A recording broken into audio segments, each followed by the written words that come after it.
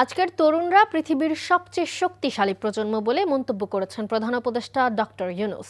রাজধানীর আগারগাঁওয়ে Bangladesh China friendship conference centre digital expo 2026-এর উদ্বোধন অনুষ্ঠানে তিনি এই কথা বলেন। এ সময় সৃজনশীল জীবনে উত্তরণের গুরুত্ব উল্লেখ করে প্রধান উপদেষ্টা বলেন, চাকরির প্রথা এসেছে দাস প্রথা থেকে। সৃজনশীল জীব হিসেবে মানুষকে এই নির্ভরতা থেকে বের হয়ে আসতে হবে। প্রধান উপদেষ্টা আরও বলেন, জালিয়াতিতে বাংলাদেশ পৃথিবীতে চ্যাম্পিয়ন।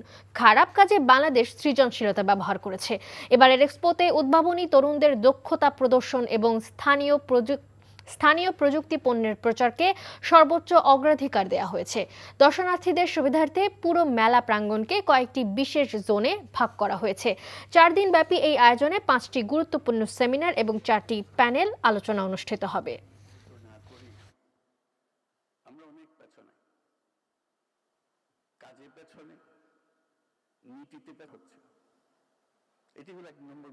নতুন প্রজন্মের কাছে বাংলাদেশ একটা অংশ, গুরুত্বপূর্ণ অংশ, কিন্তু তারা বিশ্ব নাগরিক। আপনি তারা ঠেলে চলে খালি না বাংলাদেশে ঢুকিয়ে দিয়ে না। বাংলাদেশের কাজ করবে, সে বাংলাদেশের কাজ করার জন্য, সেই গর্ব অনুভব করার জন্যই তাকে বিশ্ব নাগরিক হতে হবে, কারণ বিশ্বে তার ভূমিকা পালন করতে হবে। বাংলাদেশি যে যেখানে আছে দুনিয়ার, যে যে কাজে আছে, এই অ্যাপের মাধ্যমে বাংলাদেশের সঙ্গে যুক্ত হবার, বাংলাদেশি কে কি করছে তার খোঁজ খবর নেবার একটা সুযোগ হবে।